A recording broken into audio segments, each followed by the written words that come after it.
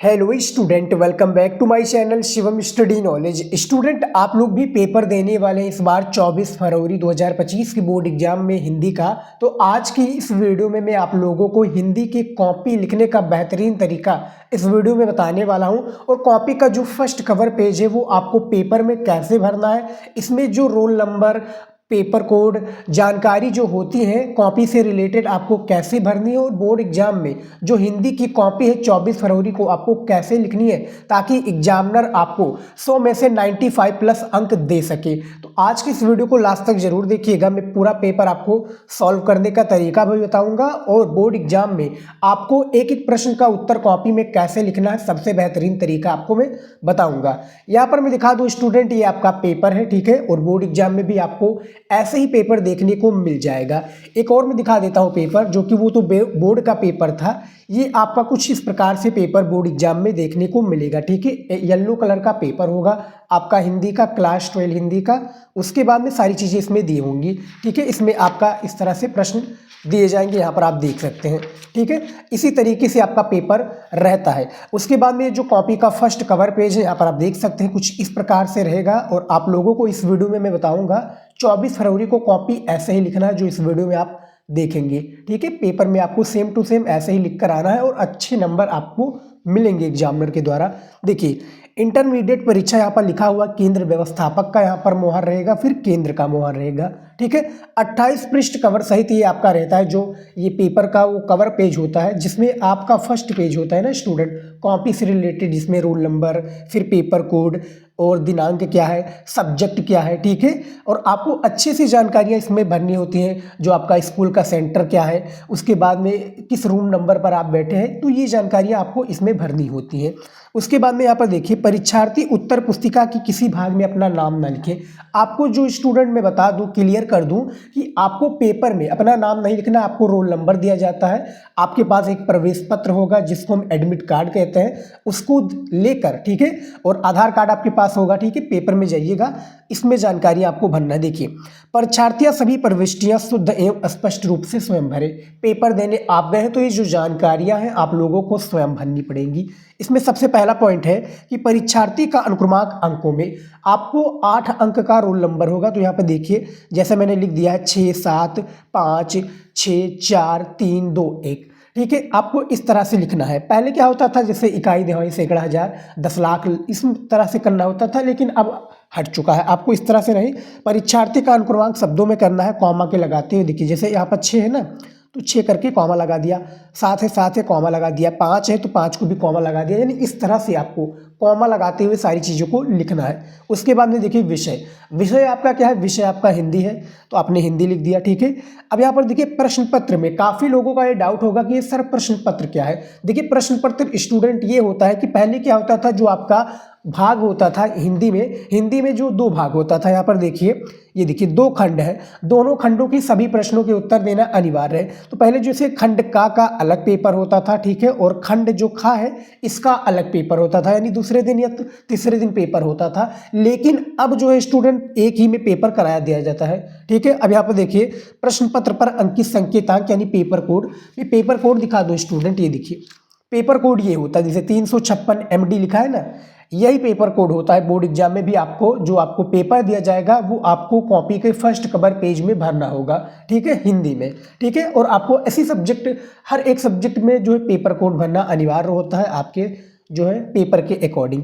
उसके बाद में देखिए, परीक्षा का दिन कौन सा है आपका। मान लीजिए कि मैंने 24 फरवरी को आपका पेपर है तो मैंने मंगलवार यहाँ पर लिख दिया है, यहाँ पर कोई और अन्य डेट भी हो सकता है। उसके बाद में देखिए, परीक्षा तिथि एवं पाली, द्वितीय पाली यहाँ पर मैंने लिख दी है, ठीक है।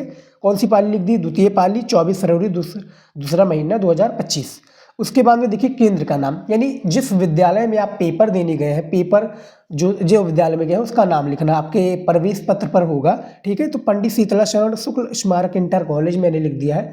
आपके जो पेपर होगा, ठीक है, वो प्रवेश पत्र होगा, उसमें लिखा होगा, तो आप देखकर अच्छे से भर लीजिएगा, ठीक है, कोई जल्दबाजी मत कीजिएगा। परीक्षा कक्ष यानी रूम नंबर, यहाँ पर मैंने एक रूम नंबर लिख दिया है एग्जाम्पल के तौर पर। आप जहाँ पर पेपर देने जाएंगे, आप जिस रूम नंबर पर बैठेंगे उसी को यहाँ पर लिखना है। आपको नहीं पता है कि कौन सा रूम नंबर है, तो जो वहाँ पर टीचर होगा, जो आपकी एक प्रकार से गार्डी लगाया होगा अपना, ठीक है, आप लोगों की देखभाल के लिए, तो उससे आप लोग पूछ लेंगे तो वो बता देगा, ठीक है। और दिनांक आप लोगों को यहाँ पर लिख देना है जिस दिन आप पेपर देने गए हैं, ठीक है।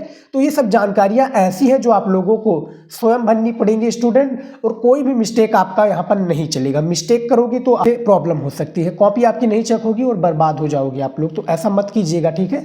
अब मैं आपको दिखा देता हूँ स्टूडेंट पेपर, ठीक है। ये देखिए पेपर आपका आ चुका है, प्रतिदर्श प्रश्न पत्र 2024-25, ठीक है। विषय क्या है आपका? हिंदी है, कक्षा 12 हिंदी। 100 नंबर का आपका पूर्णांक होता है क्लास 12 हिंदी में। समय आपको जो दिया जाएगा 3 घंटा 15 मिनट का आपको समय दिया जाएगा, ठीक है। पेपर में नोट में दिया हुआ है कि प्रारंभ के 15 मिनट परीक्षार्थियों को प्रश्न पत्र पढ़ने के लिए निर्धारित है। यानी ये जो पेपर है आप लोगों को अच्छे से 15 मिनट पढ़ लेना है, ठीक है। इसमें जो बताए गए प्रश्न है उसको आप एनालिसिस कर लेंगे तो सारी चीज़ें बेहतर हो जाएंगी। दूसरा यहाँ पर देखिए पॉइंट है कि इस प्रश्न पत्र में 2 खंड है, दोनों खंडों के सभी प्रश्नों के उत्तर देना आवश्यक है, यानी खंड का और खंड खा। तो इसमें 2 प्रश्न है। अब यहाँ पर देखिए इससे पहला प्रश्न पूछा गया है, पहले नंबर प्रश्नोत्तर का नंबर क्वेश्चन, कि उक्त व्यक्ति प्रकरण के रचनाकार हैं। तो उक्त व्यक्ति प्रकरण के रचनाकार दामोदर शर्मा इसके करेक्ट आंसर हो जाएंगे, यानी का नंबर का आपका दूसरा आंसर, जैसे दामोदर शर्मा राइट आंसर है तो इसका मैंने लगा दिया। खा नंबर क्वेश्चन है, भारतेंदु युग की पत्रिका है। इन चारों में से आपको बताना है स्टूडेंट भारतेंदु युग की पत्रिका कौन सी है। हंस आपकी किसकी पत्रिका हो जाएगी? मुंशी प्रेमचंद की शायद हो जाएगी। सरस्वती महावीर प्रसाद द्विवेदी। मर्यादा किसकी हो जाएगी ये भी आप लोग कमेंट में बताइएगा। कवि वचन सुधा जो हो जाएगी भारतेंद्र हरिश्चंद्र की ये पत्रिका है और भारतेंदु युग से संबंधित है, ठीक है। गा नंबर क्वेश्चन है, हिंदी गद्य साहित्य के द्वितीय उत्थान का प्रारंभ हुआ। तो यहाँ पर 1900 में हो जाएगा, सन 1900 में करेक्ट आंसर, ठीक है। फिर घा नंबर देखिए, सेवा सदन के रचनाकार हैं। सेवा सदन के रचनाकार आपके कौन हो जाएंगे? ये हो जाएंगे स्टूडेंट प्रेमचंद, मुंशी प्रेमचंद, ठीक है। आप लोगों ने हाई स्कूल में पढ़ा होगा इनके बारे में। उसके बाद में देखिए अड़ा नंबर, पर्दा कहानी के लेखक हैं। क्या किशोरी लाल गोस्वामी हो जाएंगे? बिल्कुल भी नहीं। विष्णु प्रभाकर हो जाएंगी? बिल्कुल भी नहीं। इंसा अल्लाह खां हो जाएंगे? बिल्कुल भी नहीं। बचते कौन है? यशपाल हो जाएंगे स्टूडेंट इसके करेक्ट आंसर, ठीक है। उसके बाद में देखिए यहाँ पर प्रश्नोत्तर संख्या दूसरे नंबर, यानी पद के अब क्वेश्चंस पूछे जाएंगे यहाँ पर, ठीक है। पद के 5 क्वेश्चंस अब अगला हमारा प्रश्नोत्तर संख्या दूसरे के अंतर्गत यहाँ पर आएगा। देखिए का नंबर क्वेश्चन है कि आदिकाल का ग्रंथ नहीं है। इनमें से आप लोगों को बताना है स्टूडेंट कि आदिकाल का ग्रंथ नहीं है, तो वो आपका पद्मावत हो जाएगा जो कि आदिकाल का ग्रंथ नहीं है। खा नंबर है, अष्टछाप के कवियों का संबंध है भक्तिकाल के किस शाखा से? तो इन चारों में से कृष्ण भक्ति शाखा राइट आंसर हो जाएगा, यानी कृष्ण भक्ति शाखा से अष्टछाप के कवियों का संबंध है।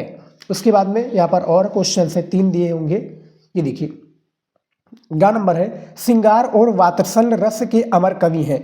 सिंगार और वात्सल रस के जो अमर कवि हो जाएंगे इन चारों में से कौन हो जाएंगे? सूरदास जी हो जाएंगे, बिल्कुल करेक्ट आंसर। घा नंबर है, चांद का मुंह टेढ़ा रचना विधा है। तो जो चांद का मुंह टेढ़ा रचना विधा कौन सी है स्टूडेंट? वो काव्य हो जाएगा, यानी काव्य बिल्कुल करेक्ट आंसर आपका हो जाएगा। अड़ा नंबर क्वेश्चन है, कबीरवाणी के डिक्टेटर कथन है। तो जो कबीरवाणी के डिक्टेटर कथन है इनमें से आचार्य हजारी प्रसाद द्विवेदी जी हो जाएंगे, बिल्कुल करेक्ट आंसर। इन्होंने ही कहा है भैया कबीरवाणी के डिक्टेटर। अब ये तो आपका बहुविकल्पीय प्रश्न होगा। अब आप लोगों को बहुविकल्पीय प्रश्न कैसे लिखना है मैं आपको चलिए दिखा देता हूँ, ठीक है। आपको मैं लाइव आप लोगों को सारी चीज़ें दिखाऊंगा, बस आप लोग जैसा कि मैंने बताया वीडियो में बने रहिए। और आप लोग यहाँ पर देखिए कौन कौन सी आपकी गलतियाँ नहीं करनी है बोर्ड एग्जाम में। फर्स्ट पेज में काफ़ी स्टूडेंट जो गलतियाँ करते हैं स्टूडेंट, वो आप लोगों को बिल्कुल भी नहीं करनी है, मैं आपको दिखाता हूँ। देखिए आपको कॉपी मिलेगा, तो कॉपी मिलने के तत्पश्चात आपको जो एक पटरी, देखिए एक पटरी की सहायता से एक आप ब्लैक स्केच लेकर जाइएगा। 3 रुपये का ये मिलता है, आपको मार्कर नहीं लेकर जाना। मैं पहले आपको चेतावनी दे दूं, मार्कर मत लेकर जाइएगा। एक ब्लैक स्केच होता है, ठीक है, तो वो आप लोग लेकर जाना चाहते हैं तो लेकर जाइए, नहीं तो कोई बात नहीं, मत लेकर जाइएगा, ठीक है। तो ये देखिए इस तरह से मैंने क्या है इसमें डंडी खींच दी, एक प्रकार से लाइन को खींच दिया, ताकि जो भी मैं सारी चीज़ें लिखूंगा इसी के अंदर भीतर लिखूंगा, ठीक है। अब मैं दिखा दूँ आपको, ये देखिए जो पेपर था ना स्टूडेंट, प्रश्नोत्तर संख्या पहले का नंबर क्वेश्चन था ना, तो इस तरह से आपको किस तरह से लिखना मैं दिखा दूं आपको। सबसे पहले देखिए खंड का था ना, तो ये लिख देना है मैं खंड का, एग्जामिनर को बताने के लिए इस तरह से आपको लिख देना है। खंड का क्या था भैया? प्रश्नोत्तर। यहाँ पर देखिए प्रश्नोत्तर संख्या एक था ना, तो इस तरह से प्रश्नोत्तर संख्या 1 और नीचे हम अंडरलाइन कर देंगे ताकि दिखने में जो कॉपी हमारी और हेडिंग जो हमारी अच्छी लिखने लगी। ठीक है, तो अंडरलाइन करना बहुत ज़्यादा ज़रूरी है और आप लोग भी पेपर में जब भी हेडिंग खींचिएगा तो अंडरलाइन जरूर कर लीजिएगा। अब हमें करना क्या है, यहाँ पर का खा गा इस तरह से लिख देना है स्टूडेंट। ये देखिए का खा, ठीक है, फिर गा एंड घा एंड अड़ा। ठीक है, 24 फरवरी को आपको हिंदी की कॉपी जो है इसी तरीके से लिखना है जो मैं आपको तरीका बता रहा हूँ।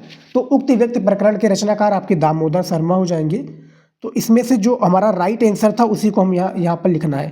ठीक है, तो दामोदर, यहाँ पर देखिए दामोदर, ठीक है, शर्मा, दामोदर शर्मा। उसके बाद में देखिए जो अगला था क्या था भैया कि इसमें पहला वाला हो जाएगा हमारा कवि वचन सुधा। तो देखिए कवि वचन, ठीक है, कवि वचन सुधा, इस तरह से मैंने लिख दिया कवि वचन सुधा। उसके बाद में देखिए अगला क्वेश्चन जो इसमें अगला था वो हमारा था क्या था स्टूडेंट, दूसरा था सन 1900 में। तो इस तरह से हम लिख देंगे, यानी जो ऑप्शन सही होगा उसी को यहाँ पर लिख देंगे। तो सन हम 1900 लिख देते हैं, सन 1900 में, इस तरह से लिख दिया। ठीक है, और अगला हमारा था सेवा सदन के रचनाकार है तो प्रेमचंद हो जाएंगे। तो इसमें तीसरा ऑप्शन बिल्कुल सही हो जाएगा, ये देखिए। ठीक है, प्रेमचंद, इस तरह से मैंने लिख दिया है। उसके बाद में अगला देखिए क्या क्वेश्चन है हमारा, पर्दा कहानी के लेखक है तो इसमें भी हमारा तीसरा हो जाएगा, यानी यशपाल हो जाएंगे। ठीक है, तो आपको जो राइट आंसर है आपको पांचों क्वेश्चन का आंसर इसी तरीके से लिख देना है। फिर प्रश्नोत्तर संख्या हमारा दूसरा आ जाता है, मैं दिखा दूं आपको, ये देखिए जो कि कवि से रिलेटेड था, यानी पद्य कवि से, उनकी रचनाओं से, किस युग के लेखक या कवि हैं इनसे रिलेटेड था। तो प्रश्नोत्तर संख्या दूसरे का नंबर है, तो हमें क्या लिखना है देखिए। अब यहाँ पर क्या है, 2 लाइनों को छोड़ देना है प्यार से और यहाँ पर इस तरह से प्रश्नोत्तर संख्या फिर खींचना है। ठीक है, प्रश्नोत्तर संख्या, ठीक है, प्रश्नोत्तर संख्या कितना है, दूसरा। उसके बाद में नीचे अंडरलाइन कर देना है, आराम से प्यार से पटरी की सहायता से आप लोग जरूर कर लीजिएगा। ठीक है स्टूडेंट, ताकि कोई गड़बड़ी ना हो। उसके बाद में क्या करना है, यहाँ पर देखिए का खा फिर से इस तरह से लिखना है, 5 प्रश्न है ना, तो का खा एंड गा फिर घा एंड अड़ा, यानी टोटल 5 क्वेश्चन है। तो इस तरह से आपको लिखना है। उसके बाद में अब यहाँ पर राइट आंसर आपको डायरेक्ट लिख देना है। तो इसमें से जैसे चौथा वाला आपका सही था पद्मावत, पहले क्वेश्चंस का, जो कि इसमें तो आपका पद्मावत राइट आंसर हो जाएगा इस तरह से। देखिए राइटिंग बहुत ज़्यादा जरूरी है स्टूडेंट, और पहले, दूसरे और तीसरा जो पेज है स्टूडेंट, इसमें मैं आपको बताना चाहूँगा कि इसमें आप गड़बड़ी मत कीजिएगा। ठीक है, काफ़ी स्टूडेंट क्या करते हैं, इसमें गंदगी मचा देते हैं, काट पीट करने लग जाते हैं और उसमें राइट आंसर नहीं दिखते हैं। इसीलिए एग्जामिनर क्या है, डिमोटिवेट हो जाता है। जब आप राइट आंसर नहीं लिखते हो और राइटिंग से नहीं लिखते हो, काट पीट कर देते हैं, तो एग्जामिनर के दृष्टिकोण से देखा जाए तो एक गलत इम्पैक्ट पड़ता है कि भैया बच्चे ने तो कुछ लिखा ही नहीं है और उसने काफ़ी गंदगी मचा दी है, जिससे दिखने में कॉपी अच्छी नहीं लिख रही है। तो आपको ये गलती मत करना है। ठीक है, आपको सही सही सारे क्वेश्चन का आंसर राइटिंग से लिखिए ताकि समझ में सारी चीज़ें आए। इसमें आपका सूरदास हो जाएगा। ठीक है, सूरदास यहाँ पर मैं लिख देता हूँ, सूरदास। उसके बाद में क्या आ जाएगा, हमारा काव्य हो जाएगा पहला। हालांकि मेरी राइटिंग अच्छी नहीं, लेकिन आप लोग प्लीज़ अपनी राइटिंग अच्छी से करके जाइएगा। ठीक है, सुधार लीजिए, राइटिंग आपकी अच्छी नहीं है तो। आचार्य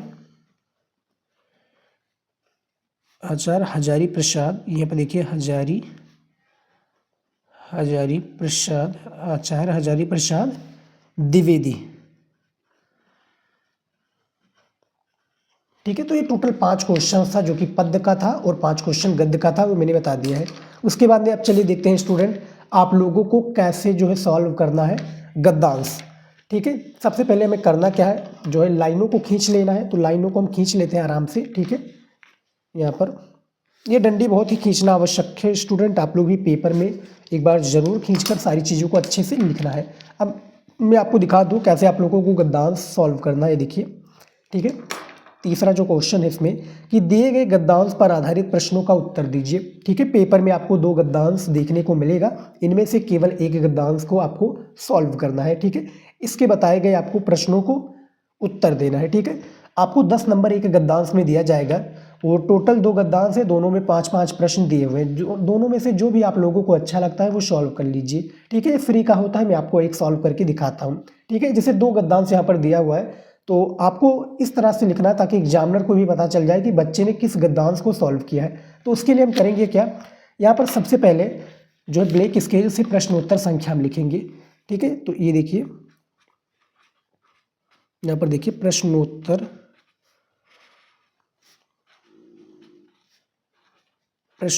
संख्या कौन सा था स्टूडेंट, प्रश्नोत्तर संख्या तीसरा।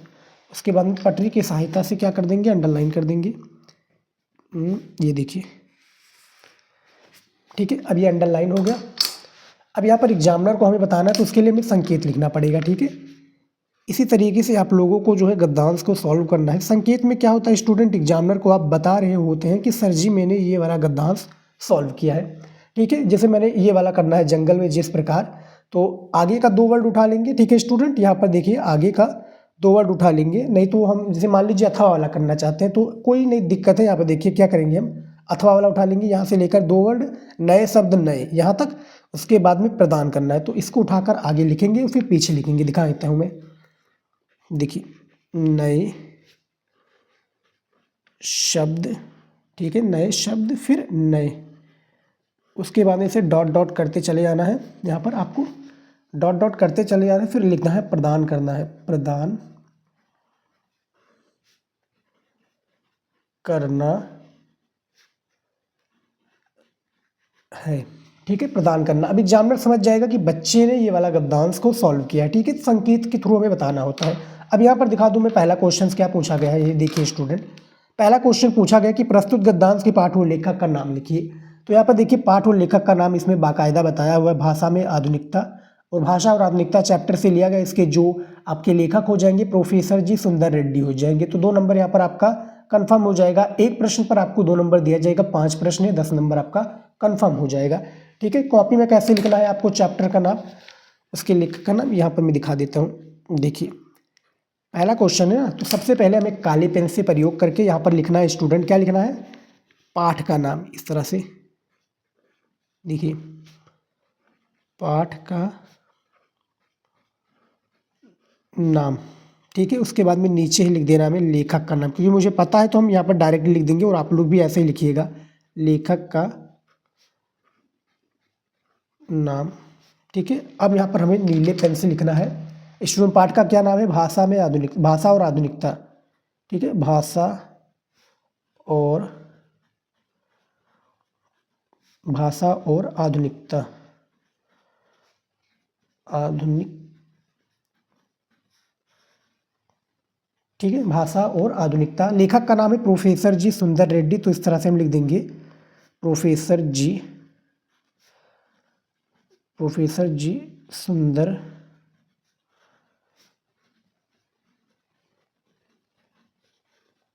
ठीक है, प्रोफेसर जी सुंदर रेड्डी, ये हमारा हो गया पहले क्वेश्चन का राइट आंसर। उसके बाद में दिखा दूं मैं दूसरा क्वेश्चन, यहाँ पर रेखांकित अंश की व्याख्या कीजिए। जो ये रेखा खींची हुई ना कि वर्ण नए पारिभाषिक शब्दों को एक एवं नूतन शैली प्रणालियों को व्यवहार में लाना ही भाषा को आद्यता प्रदान करना है। इसका आंसर आपको पता है, यानी इसका व्याख्या आप कर पाएंगे तो ठीक है, नहीं कर पाएंगे तो आपको यही लिख देना है। कैसे लिखना है मैं आपको दिखा देता हूँ स्टूडेंट। ठीक है, क्योंकि फ्री का मैंने बताया था ना आपको, ये फ्री का तरीका होता है। आपको ऐसे ही पेपर में मान लीजिए कि नहीं आ रहा है गद्यांश सॉल्व करना, तब आप ये तरीका को अपनाएंगे। तो यहाँ पर मैं लिख दूंगा रेखांकित अंश की व्याख्या। देखिए रेखांकित अंश की, ठीक है, रेखांकित अंश की व्याख्या। नीचे हमें क्या करना है, पट्टी की सहायता से अंडरलाइन कर देना है ताकि दिखने में जो हमारी रेखांकित अंश की व्याख्या है वो अच्छी दिखने लगे। ठीक है, तो इस तरह से हम कर देंगे अंडरलाइन। यहाँ पर ये अंडरलाइन हो गया। अब क्या करना है, यहाँ पर हमें सारी चीज़ों को लिखना है। इसी तरीके से लिख देंगे पूरा वही जो दिया हुआ था गद्यांश में कि वर्ण, ठीक है, वर्ण नए पारिभाषिक, ठीक है, पारिभाषिक। मान लीजिए कि 1 नंबर तो आपको मिलेगा ही, देखिए 2 नंबर नहीं तो लेकिन 1 नंबर दिया जाएगा। राइटिंग से लिख दोगे, एग्जामिनर को पसंद आ गया तो 2 नंबर भी दे सकता है। ठीक है, शब्दों को एयो नूतन, ठीक है, थोड़ा गैप रखिए शब्दों में ताकि पढ़ने में कोई दिक्कत ना हो। यहाँ पर देख सकते हैं नूतन शैली, ठीक है, नूतन शैली प्रणालियों, नूतन शैली प्रणालियों, ठीक है, प्रणालियों को व्यवहार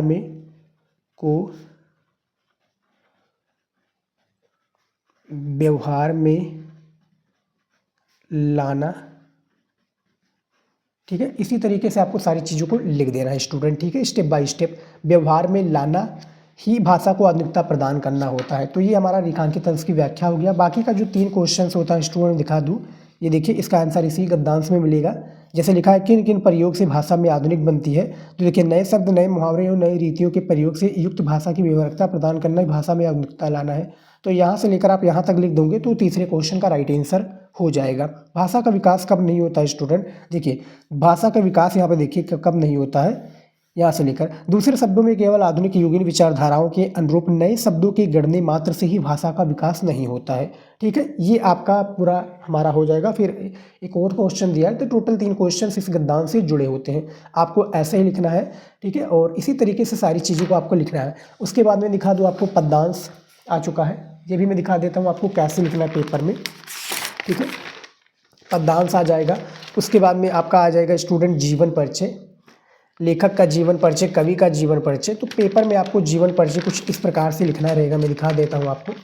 ये देखिए स्टूडेंट, ठीक है, जीवन परिचय लिखा गया है, पूरी कॉपियाँ इस तरह से लिखी गई है बोर्ड एग्जाम में। तो आप लोगों को इसके पूरा वीडियो चाहिए कि बोर्ड एग्जाम में पूरी कॉपी कैसे लिखें, ये देखिए, चाहे वो आपका कहानी हो स्टूडेंट, ठीक है, पूरी कॉपी मैंने लिखकर यहाँ पर बताई हुई है। आपका खंड काव्य हो, हमारे यहाँ पर त्यागपति खंड काव्य लगता है, आपके डिस्ट्रिक्ट में जो खंड काव्य लगता होगा वो आप लोग खंड काव्य जरूर तैयार कर लीजिए। ठीक है, तो आपके डिस्ट्रिक्ट में जो होगा वही तैयार कर लीजिएगा खंड काव्य। और पूरी कॉपी आपको चाहिए कि बोर्ड एग्जाम में पूरी कॉपी कैसे लिखें। ठीक है, तो वीडियो आप लोग जरूर देख लीजिए, चैनल पर मिल जाएगा आपको। मैंने पूरी वीडियो आप लोगों के लिए अपलोड कर रखी है कि बोर्ड एग्जाम में पूरी कॉपी कैसे लिखनी है। फिलहाल स्टूडेंट इस वीडियो में इतना ही था। आई होप कि वीडियो पसंद आए, लाइक ज़रूर कर लीजिएगा। पूरा वीडियो चाहिए चैनल पर मिल जाएगा आपको हिंदी का। मिलते हैं नेक्स्ट वीडियो में, जय हिंद।